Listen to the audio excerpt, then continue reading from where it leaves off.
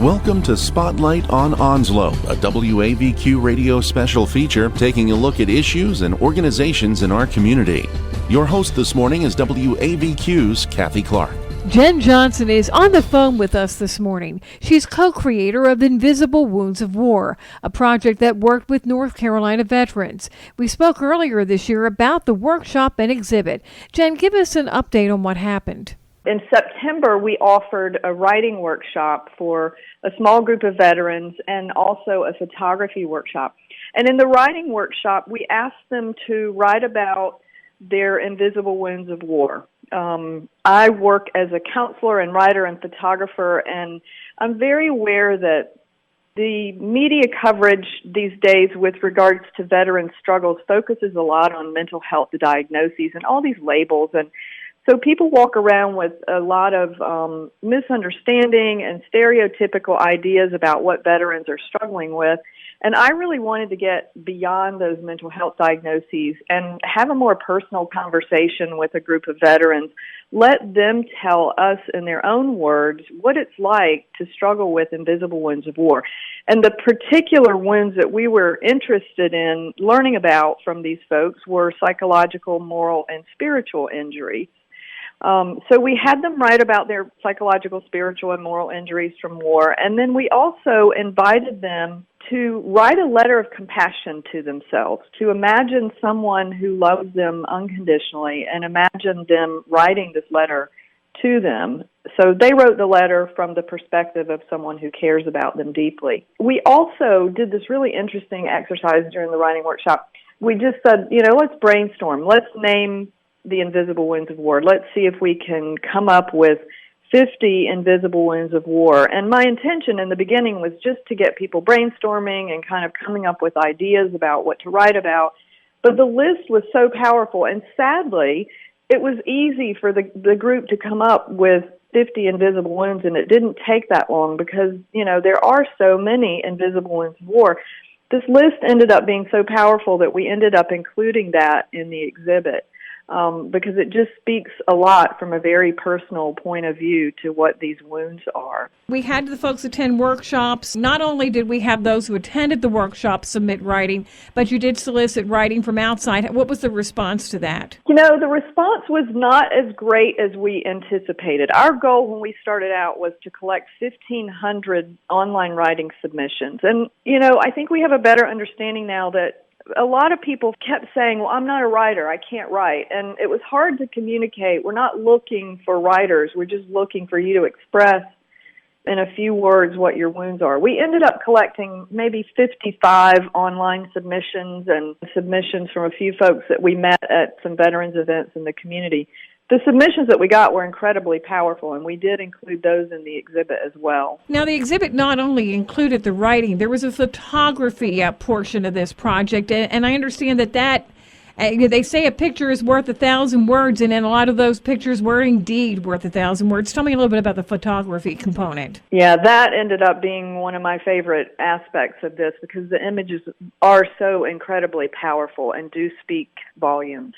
So I met with a group of 6 veterans to do the photography workshop, and just most of these people are not photographers. I mean, they all use iPhones, but they would not identify themselves as photographers. So we talked a little bit about, elements of an image. We looked at a lot of self-portraits and talked about, what mood is conveyed, what elements of this composition communicate the mood that the photographer intended. And so we did a lot of that. And then I had them write their self-portrait. Just write who you are in a paragraph or so, and then pick out the most poignant pieces of text. What are those words that are the most striking to you in that paragraph? And then from those words, design an idea for a photograph that expresses that. So they designed the self-portraits. I gave them input if they had questions. We kind of co-designed these ideas together, and then they picked the location, and I handed them my camera. I stood in for them while they composed the image that they wanted. we evaluated the composition, kind of tweaked it, and then we traded places. They got in the frame, and I made the image that they had designed. So I call these collaborative self-portraits. And, you know, there are a lot of photographers out there working with veterans, and they're portraying veterans as they see them. And a lot of them are very dramatic, and it just felt important to me to create images with this group of veterans that represented how they wanted to be seen, what they wanted to communicate about themselves. It just felt important to me to empower them in that way and not project what I saw about them onto the image. Let them design it. And they ended up being some of the most amazing images I've ever been a part of creating. They're just really stunning. That's an important, as you look at the invisible wounds, and some of these invisible wounds do involve the feeling that people who were not there would not understand what these veterans are going through. And being able to express in some way and have people understand, we're finding that sometimes talk therapy does not have the desired effect in doing that, but using this creativity, whether it be the writing, whether it be the self-portrait, helps to express just what they're feeling and communicate it to civilians. Right. And here's the thing about talk therapy. You know, when we go through trauma, the information isn't always encoded in our brains in a way that we can access through verbal language. So it's hard for folks to talk about what happened, oftentimes because they don't have access to those words. But writing is a different kind of way of accessing that information through the brain. Also, you're right, art, any kind of art, pottery, photographs, any kind of self-expression, and can be a lot easier for folks than talk therapy. And when you look at the statistics through the Veterans Administration, a lot of people who are referred to therapy don't ever show up. And a large percentage of people who go to therapy don't follow through. And, you know, some organizations and some individual therapists out there are still doing exposure therapy, which re-traumatizes people. You know, they're not being given the skills to cope with the material that comes up. And when you do therapeutic writing or therapeutic photography or mindfulness-based therapies or yoga therapy, there's a lot of evidence-based research that shows these are some effective ways of helping people process the material in a way that's not re-traumatizing or not quite so overwhelming for people. And I think they're more apt to follow through when they're not going in and feeling flooded and bombarded by traumatic memories. And there's a certain element of self-direction in this type of experience that you don't necessarily have when you're sitting across from someone and trying to spill out your feelings. Right, exactly. This is a very serious issue, too. We have to understand we're losing veterans to suicide at a rate of 22 per day as they struggle to deal with these feelings. And we're not just talking about recent veterans. These feelings can bubble below the surface for many years, and I'm sure that not all the veterans you saw were from Desert Storm or Iraq and Afghanistan. Exactly, and I think that's another misconception. You're exactly right. A lot of people assume that a lot of people don't know that veterans are dying by suicide at a rate of 22 per day. A lot of people who came to the exhibit were not aware of that before they came. But the people who do know mistakenly assume that it's the Iraq and Afghanistan veterans only, and it's not. We're seeing veterans die by suicide across the different war eras, and it's, I mean, in my opinion, it's become a public health crisis. And we're reading a lot about the VA in the media. The VA is not ever going to be able to alone handle the enormity of this crisis. And one of my intentions with doing this project is to try to motivate and engage more mental health private practitioners, also more mental health community agencies, to try to get involved and offer more services to veterans. And that's an important point. And another point I think we probably should make, we're not just talking about, and there's another epidemic too, and that's traumatic brain injury. We're not just talking about people who've suffered TBI. These are people who may not have even seen hard combat, but were around the effects of it, they can also suffer. So we cannot judge unless we have walked a mile in their boots. Yes, exactly. Very well said. I'm going to admit to this. One thing that surprised me, and you probably shouldn't have, I would have assumed maybe someone who was an officer would experience this more than others, but survivor guilt is a problem at every level, from officer down to buck privates. You had close friends that you may have lost. Survivor guilt is an issue that I didn't see, and I'm gathering maybe you had a few surprises when that list was made. Yeah, survivor guilt, it's on the 50 Invisible Wounds of War list. It did come up in the writing workshop, and it was one of the most prominent themes. And yes, it's across the board. And I think what we're seeing is that, veterans are in this, and when they're in war, they're in this intensive experience. It's life or death, sometimes every day, sometimes every moment. And so there's intense connection with the people with whom they're fighting with. And these folks feel like an intensely bonded family for them. So when they lose someone in their troop, it's not just, like I lost a coworker. They feel like they lost a family member or a best friend, and a lot of them struggle with a feeling that I should have done more, I let them down, why did I survive when my buddy or buddies didn't? So this is a very big struggle. The other big struggle that emerged in the workshops was this sense of social isolation, this experience of going through something so utterly intense in war. And, we teach people in our country it's morally wrong to kill people. And then we send them to war and say your job is to kill people. And especially in these recent wars, they're killing men, women, and children because they never know who's going to be a suicide bomber. They're being bombed by kids. They're being killed by kids. So there are dynamics in these recent wars, but in all wars, that civilians don't really well understand. And so then, they go do their job. They come back home, back to a society that, again, teaches them it's wrong to kill. A lot of them feel like they can't talk about their experience. They're not going to be understood.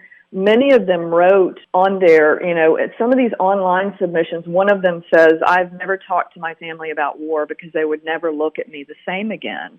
And so there's this vast sense of not being able to talk about it, not feeling understood, combined with what happens when we experience something really intense and traumatic that the rest of the world doesn't have a clue about. That in itself feels isolating because there's this barrier, even with the language. Like, even if you try to talk about it and you're met with this blank stare of not feeling understood, sometimes it feels more painful than having not talked about it at all. So trying to reintegrate after people have been through something so horrifying is really difficult for these folks. And then, I think there's a lot of misunderstandings and misconceptions about veterans within the civilian community. Even within the mental health community, that further isolates veterans when they come home. That fear of loss is something that also comes up, and that sometimes prevents them from getting close to people. My dad was a World War II veteran, Navy. He saw action. He rarely ever spoke about it. But I know that while we were all very close, as his brothers and sisters passed, that fear of loss seemed to magnify. And it always, my father's no longer with us, but I do wonder sometimes if that his war experience had played a role in that. And I think that's something else we also have to be cognizant of. Exactly, yeah. And when there's so much traumatic loss, what happens in the brain is we feel overwhelmed. The sensations and the feelings associated with loss feel so overwhelming that oftentimes when we've experienced that kind of traumatic loss, the human nature tendency is to just shut down emotionally. And one of the ways that people shut down is trying to emotionally distance from people, because the idea of experiencing those sensations and feelings associated with loss, again, feels so overwhelming unless a person has really good support in working through that. It's hard for them to get past that on their own, because, who wants to feel something that felt so traumatically overwhelming in the body and the emotions so many times. A lot of these people experience loss after loss after loss, and, so much fear. Every day they feared for their lives, a lot of these folks. We also have another aspect that folks may not think about. We have women veterans who were exposed to other types of stresses, and women veterans come back wounded warriors. We have more and more women in the heat of combat zones because combat zones have changed in the type of warfare that what we see now. And I know that you did have women take part in the exhibit. Yes, we did. We had several women take part in the exhibit, and, they faced some unique concerns. I mean, there's still a lot of lack of acceptance of their presence in the military. If you see the online exhibit, there's one of the images that a woman named Jennifer made that says, "A girl like you." And she did an interview with Wilma magazine and talked about in that magazine article how when she went into the service, a lot of people said to her, "What's a girl like you doing in the military?" And she said, "I don't know if they thought I was too pretty, too smart."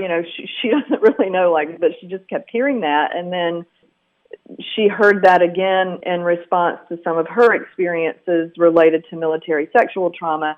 "I can't believe that happened to a girl like you." And unfortunately, the rate of military sexual trauma is so high. It's staggering. And we also had an online submission from a woman who had experienced military sexual trauma, and she wrote about how it's even difficult after war coming home, that she went into an emergency room for some medical attention and felt triggered by the ways she was treated by the EMTs, the primary doctors, the male cop that was placed at her door.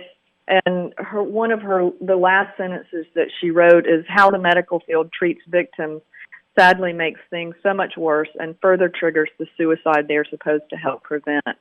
So there's just still so much lack of understanding in the mental health community and the healthcare community about the type of support that we need to be offering to veterans from a mental health standpoint and from a healthcare standpoint. We just still have a long way to go. I think we're getting there, but we still have a lot to learn. And I think that's an important aspect of this project. When we talk about a project like this, the immediate knee-jerk reaction, "Oh, this is a really nice project for the veterans." This project is not just for the veterans. A critical portion of this project is for us civilians. And tell me a little bit about why that's important and what civilians have been getting from the exhibit. I started with the intention of wanting to offer a healing experience with writing and photography for the veterans, but also wanting to create the exhibit to educate civilians, including healthcare and mental health care providers. And the veterans who came into the project were aware of that mission and were on board with that mission, which was really, really lovely. I mean, they too agreed that there needs to be more education and understanding in general in the community. And, like I said at the beginning of the interview, that I think the media attempts to provide education and information, but it leans so far sometimes toward the mental health diagnoses and the stereotypes. And we just really wanted these veterans to say in their own words, it's easier for anybody. Their words reach your heart, not your head. If they write, "I have PTSD," it's like, oh yeah, you go right to your head with this. And civilians have a lot of misconceptions about what that means. Mental health providers, I think, still have a lot of misconceptions about what that means. But when they write about what that means, one of the guys in the project wrote, "I have to take medication every day just to get by." I mean, that's really putting it differently. That's putting it on a level that a layperson can understand, but also a healthcare provider can understand from a more heartfelt perspective. I just really think that we need to start approaching this group of individuals with more heartfulness, more compassion, more understanding, rather than this analytical, heady, put a diagnosis on you and here's here's the treatment we have available, whether it fits for you or not. I really think a lot more compassion is called for from our civilian community, from the healthcare and mental health care community. The exhibit at UNCW Randall Library was extended until January 15th. The hope, though, is that we can continue this project and maybe take the exhibit on the road, and that would allow you to reach more civilians and more veterans who may be able to then participate at some level. So tell me about what you're hoping to do in the future. Well, we hope to continue to offer writing and photography workshops here in the Wilmington area to veterans regionally, but I'm open to possibilities. And again, it's so soon after we're wrapping this up that I don't think I've had a lot of time to imagine what the possibilities are for the future. But I would be willing to travel to offer writing and photography workshops in other communities. I really, really want to see this exhibit travel to different states, hopefully take it nationally. Not only does it, when anyone who's suffering or struggling writes about their experience, it gives another person permission to do the same. And so I want other veterans to see this. I want veterans' families members to see this. And I want more healthcare and mental health care providers to see this. A part of the project that we did here was a lecture series. I spoke about offering writing and photography and mindfulness training as therapeutic healing arts for veterans, and I would like to do more speaking and lecturing in connection with this exhibit traveling. One of the most striking things that happened during the exhibit opening reception night was that one of the participants' wives came up and was crying and said, "I've lived with my husband for 9 years and I had a very limited understanding of what he's going through. He certainly won't talk to me about it, but these people told me through their writing and their words, and I feel like after tonight I have a much better understanding of who my husband is and how I can support him." Comment after comment after comment like that, but even if one person had been reached in that way, I would have felt like, okay, all of this effort has been worth it. One person's life has changed. But I think so many people experience such deep transformation as a result of this work that it needs to be seen in more places. And you did have a workshop for families, too, in November. We offered a mindfulness training for stress reduction workshop for veterans and family members, yes. We had a very low response to that, and I'm not sure what that was about. I know that for some people, mindfulness training is sort of a new concept, but they are offering that here at the VA Health Center here in Wilmington. So the idea is starting to catch on. There's some good research coming out that it's very useful for stress reduction, very useful for veterans in terms of helping them with reducing stress, learn to regulate overwhelming emotions and sensations. So hopefully, that openness to that type of practice will continue to grow in our area. And we couldn't have done this project without some help. You want to kind of give a shout out to your sponsors. We are very grateful to the North Carolina Humanities Council, who offered us a grant in order to even start this project. And we're also very grateful to the Arts Council of Wilmington and New Hanover County. They served as our fiscal sponsor. Carolina Case Management and Rehabilitation Services Incorporated offered some funding. And then we had so much support from UNCW Randall Library, partnered with us to create the exhibit and host it. The UNCW College of Health and Human Services partnered with us for the lecture series, along with the North Carolina Public Health Training Center and CHEC. And then the UNCW Women's Studies program partnered with us to offer the book reading by Kirsten Homestead about women veterans returning home from war. We also had a number of individual sponsors, individual donors and volunteers, and those are all listed by name on our website at invisiblewoundsnc.com. Now, if someone misses the exhibit, you do have this available online. Now, obviously, it's not the same as seeing it in person, but the online exhibit is powerful as well. The online exhibit is very powerful, and a lot of the material is included. Not all of it, but a lot of it is. And I've offered a link there on our website, invisiblewoundsnc.com. If you go to the media coverage page, it's the top link, the online gallery of Invisible Wounds of War exhibit. And UNCW Randall Library was kind enough to create the online gallery, and I believe that will remain up indefinitely. Now, I understand also people can make tax-deductible donations to the Arts Council for the Invisible Wounds of War project? Yes, that's correct. Checks can be mailed to the Arts Council of Wilmington and New Hanover County. That is 221 North Front Street, Suite 101, Wilmington, North Carolina, 28401. Now, please write Invisible Wounds of War on the check. As Jen Johnson and I have been discussing, the intent is to continue with this project at some level, hopefully taking it outside of our eastern North Carolina area to other parts of the state, maybe even other parts of the country. Have you gotten inquiries from outside of our immediate eastern North Carolina area? We've gotten 2 regional inquiries, and I haven't really advertised that it's available for travel. Again, some of the pieces would need to be the photographs would need to be reprinted on materials that are more sturdy for travel.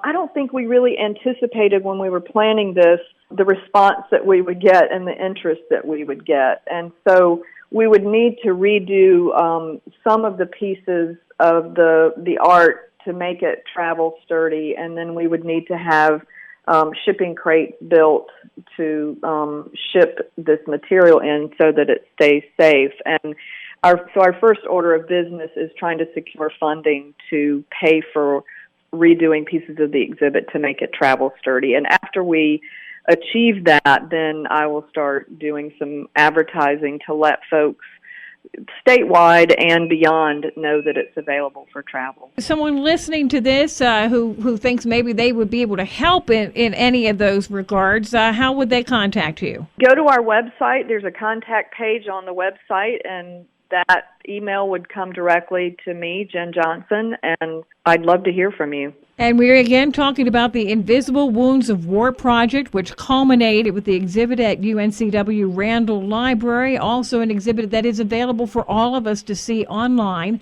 And the future is still being determined, but as Jen Johnson and I have been discussing this morning, there is a goal to eventually take this outside of eastern North Carolina and to continue these workshops of the writing, the photography, the mindfulness training. We also already have the mindfulness training continuing in the Wilmington area. Anything else that you would like to share with us? If anyone has questions or would like additional information, feel free to contact me through the contact page on the website. We may have veterans who are listening to this. If they feel they are in crisis or experiencing suicidal thoughts, we want them to call the Veterans Crisis Line. That number is 1-800-273-8255. Press 1. Again, the Veterans Crisis Line, 1-800-273-8255. Press 1. It is not weakness to ask for help. It is actually a major show of strength, and to participate and to express our feelings, that's actually a major show of strength, and I think that's something that's important to get out, isn't it? I would like to share a short piece of writing. One of the veterans who participated in the project did directly address the concept of suicidal thoughts and feelings, both in his writing and his photographs, and he writes, "We all hear about the 22 a day. What we don't hear about are those who stared death down again, decided that this wasn't the time, and that there was more to accomplish. Don't be ashamed or afraid. Reach out to your brothers and sisters. You are not alone as you think. Chances are they may have sat where you are sitting now." And then one of the online submissions we received said, "Suicide has become such a part of my dealing with other veterans that if another vet says they never thought about suicide, I assume that they were never in combat." And it's a human response to being exposed to traumatic events, and please reach out for help if you're struggling.